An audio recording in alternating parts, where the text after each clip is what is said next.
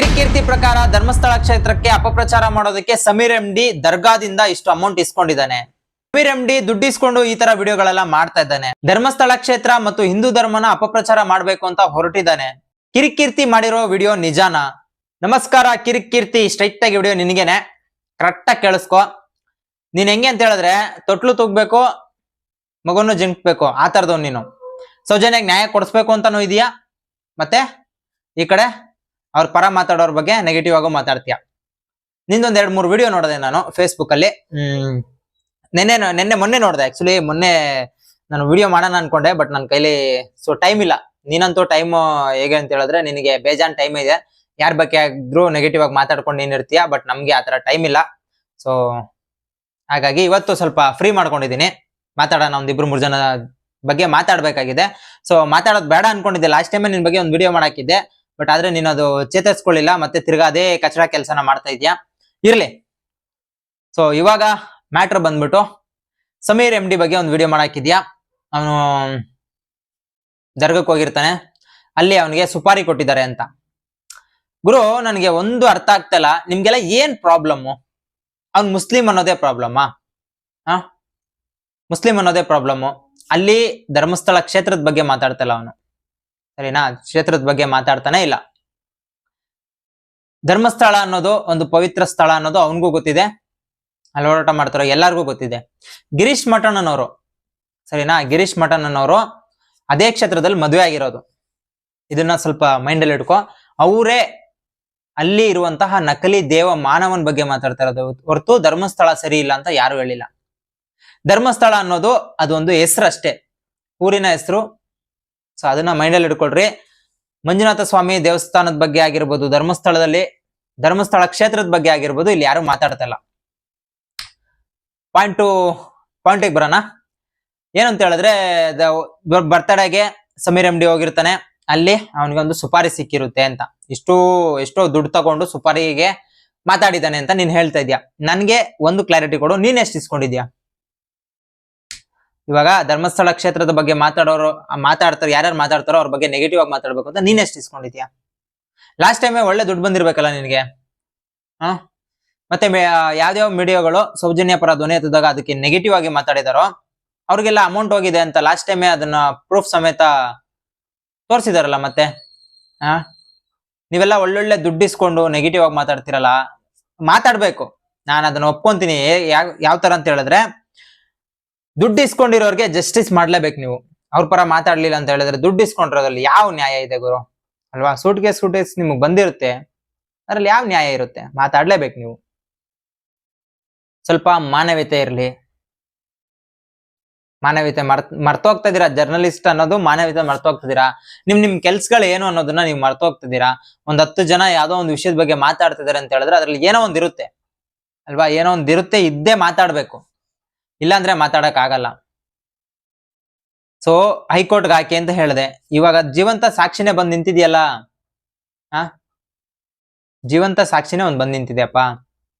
ಅದು ಇವತ್ತು ಸ್ಟೇಟ್ಮೆಂಟ್ ಕೊಟ್ಟಿದ್ಯಲ್ಲ, ಇದ್ರ ಬಗ್ಗೆ ಏನ್ ಹೇಳಕ್ ಇಷ್ಟಪಡ್ತೀಯಾ?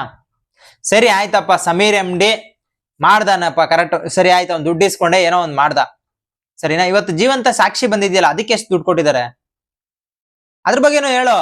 ಅವನು ಒಳ್ಳೆ ದುಡ್ಡು ಇಸ್ಕೊಂಡು ಕೋಟಿ ಗಟ್ಟಲೆ ದುಡ್ಡು ಇಸ್ಕೊಂಡು ಇವತ್ತು ನ್ಯಾಯ ಏನದು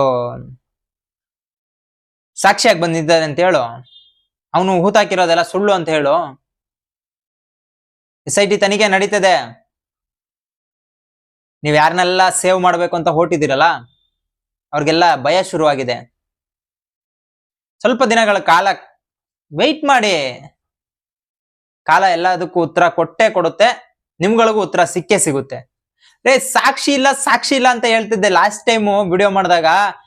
ಸಾಕ್ಷಿ ಏನಿದೆ ಅದನ್ನ ಕೋರ್ಟ್ಗೆ ಕೊಡ್ರಿ, ನಿಮ್ ಫೋನ್ಗಳಲ್ಲಿ ಇಟ್ಕೋಬೇಡಿ ಅಂದ್ರೆ. ಇವತ್ತು ಜೀವಂತ ಸಾಕ್ಷಿ ಬಂದ್ ನಿಂತಿದೆ ಕಣಯ್ಯ, ಉತ್ತರ ಕೊಡು.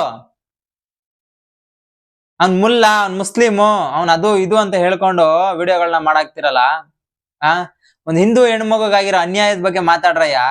ಅದನ್ನ ಬಿಟ್ಬಿಟ್ಟು ನೆಗೆಟಿವ್ ಆಗಿ ಮಾತಾಡ್ತೀರಾ. ನಿಮ್ಗೆ ಲೈಕ್ಸ್ ವ್ಯೂಸ್ಗೋಸ್ಕರ. ನೀನೊಬ್ಬ ಚಾನಲ್ ನ ಸಂಸ್ಥಾಪಕ.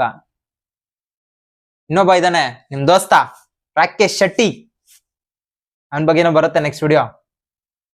ಅವನು ಏನ್ ಸಾಮಾನ್ಯದವನಲ್ಲಪ್ಪ, ಒಳ್ಳೆ ಅಮೌಂಟ್ ಇಸ್ಕೊಂಡವನೆ.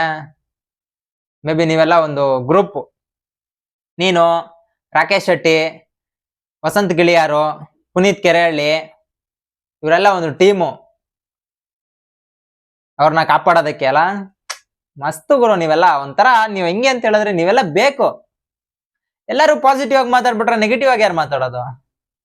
ಬೇಕು ನೀವೆಲ್ಲ ನೆಗೆಟಿವ್ ಆಗಿ ಮಾತಾಡಕ್ ಬೇಕು. ಅವಾಗ್ಲೇ ಇನ್ನೂ ಒಂದ್ ಸ್ವಲ್ಪ ಚುರುಕಾಗೋದು ಕೆಲ್ಸಗಳು. ಎಷ್ಟೆಷ್ಟು ಅಮೌಂಟ್ ಇಸ್ಕೊಂಡಿದಿರೋ ಏನೇನ್ ಮಾಡಿದಿರೋ ಗೊತ್ತಿಲ್ಲ, ಅದ್ ನಿಮ್ಗಳಿಗೆ ಬಿಟ್ಟಿದ್ದು. ನೀವ್ ಅಮೌಂಟ್ ಆದ್ರೂ ಇಸ್ಕೊಳ್ರಿ, ನೀವೇನಾದ್ರೂ ಮಾಡ್ರಿ, ಆದ್ರೆ ಅಲ್ಲಿ ಸತ್ತಿರೋ ಹೆಣಗಳಿಗೆ ಸ್ವಲ್ಪ ಅದ್ರ ಬಗ್ಗೆ ಸ್ವಲ್ಪ ಯೋಚನೆ ಮಾಡಿ, ಸರಿನಾ? ಯಾರೋ ಒಬ್ಬ ಜೀವಂತ ಸಾಕ್ಷಿವತ್ ಬಂದು ಹೂತ್ ಹಾಕಿದ್ದೀನಿ, ನಾನೇ ಹೂತ್ ಹಾಕಿರೋ ಜಾಗಗಳೆಲ್ಲ ತೋರಿಸ್ತೀನಿ ಅಂತ ಹೇಳ್ತಾವನಲ್ಲ, ಅವ್ನ ಹಂಗಂದ್ರೆ ಅವ್ನ್ ಸುಳ್ಳಾನ? ಅವ್ನು ಇವರೇ ಕರ್ಕೊಂಬಂದ್ರ ಏನೋ? ಮತ್ತೆ ಕಿರಿಕಿರ್ತಿಯ ಉಚ್ಚಾಟ ಜಾಸ್ತಿ ಆಗಿದೆ. ಮತ್ತೆ ಮತ್ತೆ ವಿಡಿಯೋ ಹಾಕ್ತಾ ಇರೋ, ಮತ್ತೆ ನಾನ್ ನಿನ್ ಮೇಲೆ ವಿಡಿಯೋ ಹಾಕ್ತಾ ಇರ್ತೀನಿ. ಒಂಥರ ನಿನ್ಗೂ ನನ್ಗೂ ಜಿದ್ದಿ ಇರ್ಲಿ, ಸರಿನಾ? ನೀನ್ ಇದನ್ನ ಪಾಸಿಟಿವ್ ಆಗಾದ್ರೂ ತಗೋ, ನೆಗೆಟಿವ್ ಆಗಾದ್ರೂ ತಗೋ, ಅದು ನಿನಗ್ ಬಿಟ್ಟಿದ್ದು, ಸರಿನಾ? ನೀನ್ ವಿಡಿಯೋ ಮಾಡ್ತಾ ಇರೋ, ನಿನ್ ಮೇಲೆ ನಾನ್ ವಿಡಿಯೋ ಮಾಡ್ತಾ ಇರ್ತೀನಿ. ನೋಡ್ರಪ್ಪ, ಇವಾಗ ಸೌಜನ್ಯ ಬಗ್ಗೆ ವಿಡಿಯೋ ಮಾಡಿದ್ರೆ ವ್ಯೂಸ್ಗೋಸ್ಕರ ಅಂತ ಹೇಳ್ತೀರಾ, ಇಂಥವ್ರ ಮೇಲೆ ವಿಡಿಯೋ ಮಾಡಿದ್ರೆ ಅದಕ್ಕೂ ವ್ಯೂಸ್ಗೋಸ್ಕರ ಅಂತಾನೆ ಹೇಳಿ, ಪರವಾಗಿಲ್ಲ, ನೀವೇನಾದ್ರೂ ಹೇಳ್ಕೊಳ್ಳಿ. ಬಟ್ ನಿಮ್ಮಿಂದೆ ನಾನಿದ್ದೀನಿ, ನಿಮ್ಗೋಸ್ಕರ ವಿಡಿಯೋ ಮಾಡಕ್ ಯಾರಾದ್ರೂ ಒಬ್ರು ಬೇಕಲ್ವಾ? ಅದ್ ನಾನೇ ಆಗಿರ್ತೀನಿ. ಸೊ ನಿಮ್ ಬಗ್ಗೆ ನೆಗೆಟಿವ್ ಆಗಿ ಮಾತಾಡೋದಕ್ಕೆ ನಾನು ಜೋರಾಗಿ ನಿಂತ್ಕೊಂಡಿದ್ದೀನಿ. ನೋಡೋಣ, ನಿಮ್ಮ ಗೆಳೆಯ ರಾಕೇಶ್ ಶೆಟ್ಟಿಗೆ ಸ್ವಲ್ಪ ಕ್ಲಾಸ್ ತಗೊಳ್ಳೋದಿದೆ. ಅವನು ತುಂಬಾ ಮಾತಾಡ್ಬಿಟ್ಟಿದ್ದಾನೆ. ನೀನಾದ್ರೂ ಸ್ವಲ್ಪ ಕಮ್ಮಿ ಮಾತಾಡಿದ್ಯಾ ಕಿರಿಕಿರ್ತಿ? ಅವ್ನು ರಾಕೇಶ್ ಶೆಟ್ಟಿ ಅಂತೂ ತುಂಬಾ ಮಾತಾಡಿದ್ದಾನೆ, ತುಂಬಾ ಅಂದ್ರೆ ತುಂಬಾ ಯಥೇಚ್ಛವಾಗಿ ಮಾತಾಡಿದ್ದಾನೆ. ಸೊ ಅವ್ನಿಗೆ ನೆಕ್ಸ್ಟ್ ವಿಡಿಯೋದಲ್ಲಿ ಕೊಡ್ತೀನಿ ಟಾಂಗು, ಅಲ್ಲಿವರೆಗೂ ವೆಯ್ಟ್ ಮಾಡ್ತಾ ಇರೋ. ನೀನು ಸ್ವಲ್ಪ ಸುಧಾರಿಸ್ಕೊ, ಮತ್ತೆ ನೆಕ್ಸ್ಟ್ ವಿಡಿಯೋ ಯಾವಾಗ ಆಗ್ತಿ ಅಂತ ಹೇಳು. ಸ್ವಲ್ಪ ನಮಗೂ ಇಂಟಿಮೇಷನ್ ಕೊಡು, ಯೂಟ್ಯೂಬಲ್ಲಿ ಕೊಟ್ರೆ ನಾವು ನಿಮ್ಮ ಮೇಲೆ ವಿಡಿಯೋ ಮಾಡೋದಕ್ಕೆ ಸ್ವಲ್ಪ ಯೂಸ್ ಆಗುತ್ತೆ. ನೆಗೆಟಿವ್ ಆಗಿ ಮಾತಾಡ್ತೀಯಾ? 12-13 ವರ್ಷದಿಂದ ಹೋರಾಟ ಮಾಡ್ತಾರವರೆಲ್ಲ ನಿನಗೆ, ನಿನ್ ಕಣ್ಣಿಗೆ ಜೋಕರ್ಗಳ ತರ ಕಾಣಿಸ್ತಿದ್ದಾರೆ. ಎಲ್ಲ ಗ್ರಾಫಿಕ್ ಯೂಸ್ ಮಾಡ್ಕೊಂಡು, ಆರ್ಟಿಫಿಷಿಯಲ್ ಇಂಟೆಲಿಜೆಂಟ್ ಯೂಸ್ ಮಾಡ್ಕೊಂಡು ಅಲ್ಲಿ ಏನ್ ನಡೆದಿದೆ ಅದನ್ನ ನಂಗೆ ಹೇಳ್ತಿದ್ದಾನೆ ಅಂತ ಹೇಳ್ತೀಯ. ಸರಿ ಇರ್ಲಿ. ತಾವೊಂದ್ ವಿಡಿಯೋ ಮಾಡಿದೀರಾ ಸಮೀರ್ MD ಬಗ್ಗೆ, ಅದ್ರ ಬಗ್ಗೆ ತಾವೇನ್ ಹೇಳ್ತೀರಾ? ಅದು ಫುಲ್ ಯೂಸ್ ಮಾಡ್ಕೊಂಡೇ ಮಾಡಿರೋದಲ್ಲ ತಾವ್ ಎಲ್ಲಿಂದ ಇನ್ಫಾರ್ಮೇಶನ್ ಕಲೆಕ್ಟ್ ಮಾಡಿದ್ರಿ? ಎಲ್ಲಿಂದ ಕಲೆಕ್ಟ್ ಮಾಡಿದ್ರಿ? ಮತ್ತೆ ಇನ್ನೊಂದೇನು ಅಂತ ಹೇಳಿದ್ರೆ, ಸಮೀರ್ MD ಸೂಟ್ ಕೇಸ್ ಕಟ್ಲೆ ಇಸ್ಕೊಂಡಿದ್ದಾನೆ ಅಂತ ಹೇಳ್ತಾ ಇದ್ದೀರಾ, ಅದಕ್ಕೆ ಪ್ರೂಫ್ ಎಲ್ಲಿದೆ? ಪ್ರೂಫ್ ರಿಲೀಸ್ ಮಾಡಪ್ಪ. ಇವಾಗ ಧರ್ಮಸ್ಥಳದಲ್ಲಿ ನಡೆದಿರುವಂತಹ ಅಷ್ಟು ಕೊಲೆಗಳಿಗೆ ಸಾಕ್ಷಿ ಇದಾವೆ, ಜೀವಂತ ಸಾಕ್ಷಿ ಇದೆ, ಒಂದು ಬಂದ್ ನಿಂತಿದೆ, ಅದಕ್ಕೆ ಪ್ರೂಫ್ ಇದೆ.